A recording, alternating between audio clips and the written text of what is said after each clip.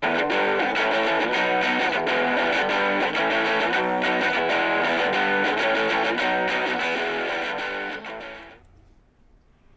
day, good morning, good evening, depending on what time you're watching. Welcome to the Equity.Guru Investor Roundtable. This is a singing version of the show. And today we're talking about ValOre. There you go. That's everybody has to sing if they want to speak. Okay, that's your introduction. It's VO on the venture exchange ValOre, which is all one word, not to be confused with the Quebec Major Junior Hockey team Val-d'Or. Val, V-A-L, capital O-R-E, Metals Corporation. ValOre Metals Corporation. Galen's downstairs. He's going to sing first. What are you making today? Babies. Babies, that's scary. Chris is in the far corner, and Michelle is upstairs. All right, let's hear your best ValOre, and then you can talk. If you don't sing, you can't talk. We skip over you. Go ahead. All right. I'm not singing. Okay. Thanks for doing that for me. Oh, nice. They're never going to forget the name of this company. Go ahead. Very nice. All right. So we are moving into the modern world, right? 21st century, electronics, all sorts of interesting things in green energy going on. And we require new metals. And they're not necessarily new. We've always been mining them, but they become ever more important than they have ever been before. These would be the platinum group elements. That would include palladium, platinum, of course, since it's in the name, and gold and other kinds of things. And so companies uranium. Yes, these are the functional minerals that we're going to need moving forward into the age of renewable energy and digital revolution. So. This company itself is focused on that. It initially had a nice little holding, a uranium holding, up in Nunavut. It's recently complemented that, and by recent I mean within the last few years, with a property down in Brazil that they are currently attempting to explore for PGE minerals or elements.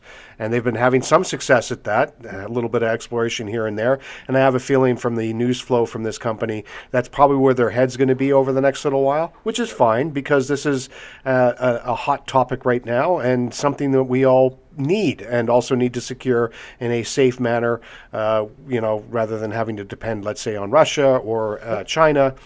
We can have it relatively domestically. So these guys are hopping on that bandwagon. Not a huge market cap. This sort of falls in line with our philosophy on junior explorers. It's going to allow you to sort of get in on a relative sort of basement floor. It is a bit high right now. What is it, Vishal? We're talking 40 cents a share? Finance about 57 million. Yeah, 57 million. So I shouldn't say small cap explorer. This is probably mid cap at this point in time. Small cap. It's not a micro cap, but it's a small cap. Yeah, okay. All right. We can run with that. So they've established themselves a little bit more. They've got some deposit actual results in a certain sense. We know that these properties bear some sort of semblance of material. It's just a matter of them now following through on delineating actually deposits and mineral reserves. So a bit further down the road than previous companies that we've talked about. Yeah, they do have inferred resources, so it's just like they just have to update that, I guess, down the road. So exactly, there is something there. Totally. So I like these guys. I think it's a neat little play. I think it's something. They've got a little bit of a breadth. They've covered. They've got some gold deposits, and Baffin is their recent project, and they've got PGE down in South America, and they've got uranium up in North. So take your pick. Hey, be careful using those 5-syllable words, okay, buddy? Right over the top. What did I say?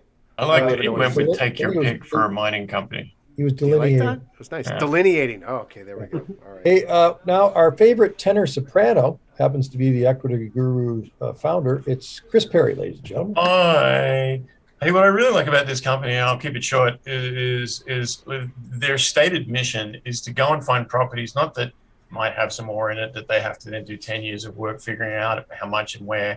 It's that they come into properties that have already been expensively explored by others, and for whatever reason, run out of money or run out of energy or run out of effort to move those properties forward. These guys come in and say, great, you spent $100 million on a property we could buy for $5 million. Sure, let's do that. Okay. being hypothetical. The other thing that I like about this company is also a challenge for the company, and that is when I go to their news flow, it is a wall of technical data. Like they are drilling the shit out of their properties. Like they're doing work. They're clearly not those guys that get in on a good deal somewhere and then spend 6 months pretending to be doing work and collecting a paycheck. These guys are throwing drills into the ground like my dentist drills my kids' teeth. That is at every goddamn opportunity. The problem with that side of things is, though, it is a very technical, outward-looking company. So if you go to their corporate presentation on their website, it is technical. It is maps, it is figures, it is data, it's dots. And none of that is bad. What it's missing is that one page that ties it all together for the new investor that looks at those maps and those drill cores and things and says, I don't really know what all this means. I'm just going to quietly back out of the room and buy a cannabis deal that's going to kill me for the next 6 months. So while I'd like the company to be a little bit less technically outwardly focused, in an IR sense, I'd love them to tell their story a little bit better, a little bit more one-on-one. Those that understand the technicals are liking what they see. The share price is a decent one. It is, if you go back to I like to go back to 3 to 5 years and see where the company was back in the day. And honestly, you've got to go back 4 years to get to a place where this company was at a higher average over the last couple of weeks than it is right now. So that tells me that, one, things are on an upward move. Two, people that have been there for a long time have maybe cycled out and been replaced by people who see the opportunity right now. And three, it's the beginning of the story. So if I'm getting in right now, I'm getting in at a time when I can see the pieces falling into place like a Tetris game. And it's just, we're 3 lines up. It's early on in that game. We've got a lot of go to go. And the timing is right. What they're looking for is what I'd be looking for if I was a resource explorer. The way they're doing it is efficient. Part of a big group that's got a lot of other good deals in it, like Great Bear Resources, that has been a king over the last few years. So all told, everything's in place. Like Galen said, I like this deal. Sounds like they're screaming for the Equity.Guru treatment. Well, I mean, screaming. Short story, but in the grounds of being as open as we always are, the reason we're talking about this company today is because we employed a shitty salesman a couple of years ago that told them to go F themselves because they rejected a deal he offered them. And so hearing about that in the last few days, we were like, well, that's not the Equity.Guru way. So let's pay a little bit of attention to this deal and just see what happens. And honest to God, it's a great deal. We don't have a deal in place. We're not taking a check from them. We're not trying to get one by saying nice things. Anybody who looks at this chart, anybody who looks at this company, I dare you to show me where this company doesn't blow it out of the water. Speaking of said charts, our soprano, not tenor soprano, Michelle Vittor. You gonna sing first? You gonna give me a little ValOre or what?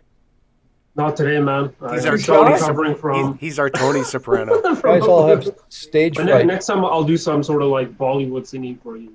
Do some interpretive dance. What they hear in in front of Indian music. In front of the vault. All right, go ahead. What do we got? Twist the light bulb, right? That's what. There you go. Right? Twist the light bulb. There you go. But, yeah. Just going back to the corporate presentation, I think the one thing that's missing, as presented to you, very technical. The one thing that I believe they should add is why platinum and palladium. Talk about the supply and demand issue, because the reason why platinum and palladium has been garnering a lot of popularity in the last few months is because, especially palladium, but 2 countries control almost 40% of the world supply, and those countries are South Africa and, of course, the Russians. The Russians have pretty much everything, I guess, in Siberia there. But platinum and palladium, I don't think there's any other countries that control such a large piece of a commodity as Russia and South America and South Africa do for platinum and palladium. So, garnering a lot of eyes. And interesting thing, maybe some people don't know about this, but palladium is actually much more pricier than gold. It's trading at $2,047 US, whereas gold is trading at 1,883, right? So, not a market that too many people follow, but the price of palladium did spike up to $3,400 in the beginning of March of this year, all due to the supply chain issues and particularly the Russians having a lot of palladium. But prices are now coming down on the commodity charts here in general, but still above where it was. Yeah, it was. Yeah, platinum palladium is going to be, I think, a really big topic like in the future, because from my knowledge, there hasn't really been a major platinum or palladium discovery for quite a long time. And as I said, the best platinum and palladium resources are in other parts of the world, but I'm sure somewhere in North America there are a lot of juniors that are looking for the next big mine in parts of Ontario. But hey, ValOre has something here in South America, in Brazil, with an inferred resource. So they're already sort of ahead of the game where they have a resource, and now they're just, as you can see here, recalculating that resource for this quarter of 2022. And they're also doing some drilling in Nunavut for the uranium project there. But in terms of the charts, just as Chris mentioned, we did recently hit levels that we haven't seen for 4 years, right? We're looking at 2018. And I'm scrolling the chart back because I do sort of want to draw this resistance line. If I just draw that, you can actually see it does. They peaked in 2011, correct? Didn't we all? Yes. Yeah, there we go. 2011, we hit around 9. And that was the peak of the super cycle for metals. Me. Right? So, I mean, it's not something that they've done wrong or whatever. It's just the market itself has gone away as it always does. The mineral market goes in cycles. And the exciting thing about cycles is, for the last 3 years until 2019, we've just been ranging in a rectangle, essentially between 12.5 cents to the downside and 36 cents to the upside. And it's just in 2021, fall of 2021 is actually when we did break out of that range. So when you break out of a 3-year range, I think that's quite a bullish sign. And as I said, I just drew this resistance line going back all the way to price lows here in 2015, which intersect with the recent highs at 62.5 cents. So we do know that this is a major resistance or price ceiling for the stock of ValOre in the future. But on the other side, we know that 37.5 cents here is a major support zone that has been resistance for 3 years and recently broke out of and bounced above it in October of 2021 on the retest here in late January of 2022, and we are exactly at the same spot as we record this video, and there are signs of buyers jumping in with this nice green candle. Hopefully we see something like this, like we saw in January 2022, where maybe price does drop a little bit below 36 cents here, and you see evidence of tons of buyers stepping in with this large wick type candle. So I have to say, I like the story. I like the resources that they're in, and the stock on a technical level is at a very, very interesting and major support zone. We should all invade Russia, steal their palladium. By the way, I've been to 10 provinces and the Yukon, but never Nunavut.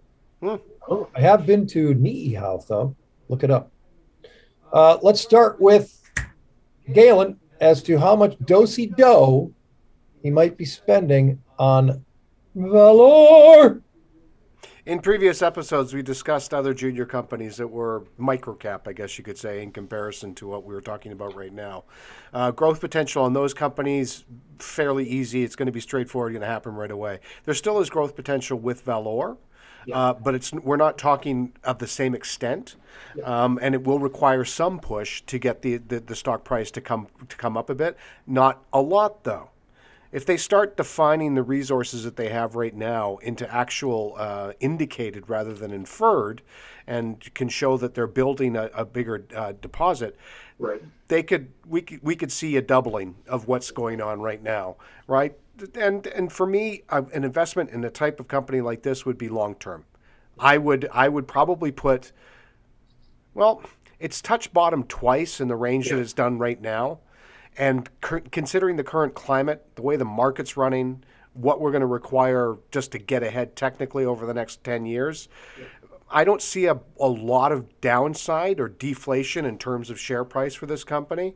It's already done all the work it needs. It sits at a place where it is kind of where it's at. It doesn't seem like there's much room for it to drop. So this would be an investment for me. Yeah. I would probably put in $5,000 and let it ride and just not look at it ever again. You know? Let me say something here quickly because it might change your opinion here. But in their last financials, they did have 11.3 million in cash. We are seeing a lot of that, going in the ground. But I don't think raising money is going to be an issue with them if you're part of the discussion. Okay, well, that actually does change my mind. That actually does change my mind. I'll put in 7,500. If they've got the cash to put the drills in the ground without having to go out and raise more, that's pretty cool. As long as they put that cash in the ground. Okay, full boat, Chris. Yeah, I'm not worried about the cash position at all. They've obviously showed they've got potential to raise money previously. There's a lot of bodies in here that are experienced with contacts. If they needed a quick million, I know they could go out and get it. The share price where it's at, I wouldn't worry that those financings would be considered too cheap. I think if I go over to our good friends at CEO.ca and look at what I look at as the market sentiment, take it all with a grain of salt because you don't really know what is behind anonymous accounts. But, you got a lot of people saying things like, wouldn't mind having a few more months to buy at discount prices. After that, I think it's time it'll start moving up. I'm already overweight in VO, but these prices are very tempting. I agree. There's a lot of talk there of people already having made their mind up that this is a good deal and just waiting for the market to sort itself out. Now, when I look at a wall of technical news releases, as I do when I look at the news release page on this, one thing that generally concerns me about that is what will it take for one of those news releases to really trigger the stock in an upward direction. I'd like to see the company doing sort of a quarterly CEO update to basically put in layman's terms, here's what we have, here's what we're doing, here's what we found, here's why we're better this month than last month. And I think that might be something that might rope in some non-technical investors, expand the base a little bit, give it a bit more ability for people to sell their stock without necessarily dropping the share price too much, and the ability to break through that ceiling. So for me, I like what Galen's talking about there. I think that maybe a 5K at this price. I'm a little concerned on the day that we're doing this that markets are soft. Yeah. And this thing has taken a little bit of a dump recently, but it seems to be sort of flooring out there. So this might be a good time to start loading up. Five? Yeah, five with an itchy trigger finger on the other 2.5. All right, I'm going to put the bell away. All right, Michelle, what do you got? I'm in the same boat. I would be looking to put around 5K, and I like this bounce at the support at 37.5 cents. But just as Chris just said, on the day we're recording, the markets did close a bit lower. So what I would want to wait for is just wait a couple of days to see if we can develop a bit more of a range here, maybe a few more daily candles at this support zone between 37.5 to 40 cents here. Just get a few more green candles, something like this, where we had 5 days of range, just showing me that selling pressure is getting exhausted and we are going to get a nice bounce here. So my finger's on the trigger, but I might just wait a few more days, and I would be looking to put around 5K at this support zone. All right. 7,500, that's $17,500 out of a potential 22.5. That's a pretty good number for ValOre, ladies and gentlemen. We can't guarantee that it's going to make you cash because we can't guarantee anything. We're not Kreskin, but we do have some good information. Deep cut, Rob. Deep cut. You like that? Yeah. Information and advice, but you have to do your own homework, people. Do your own research. We cannot guarantee what we tell you is going to happen, and we also can't guarantee the past performance will bring about future results that are similar. But for Galen downstairs, who I don't even want to tell you what he's making, you better babies with gummy bears and Bondo. Get her out from under the desk. Chris and Vishal, Anybody going to give me a ValOre? Oh, Jesus. You have the best singing ValOre. voice, I think. I think It's Rob, you have the best ValOre. singing voice. When the ValOre. gold hits your eye like a palladium, why that's ValOre. ValOre. Oh, that's nice. It's VO on the Venture Exchange, and it is definitely, it is on the Venture Exchange. VO. And we're sorry for Jeff. He's a douchebag. We let him go a long time ago. Yeah. It was a With way cause. long time. I'd never even Of heard of the guy. course. Never even heard of the guy. We'll see you on the next Equity Guru Investor Roundtable.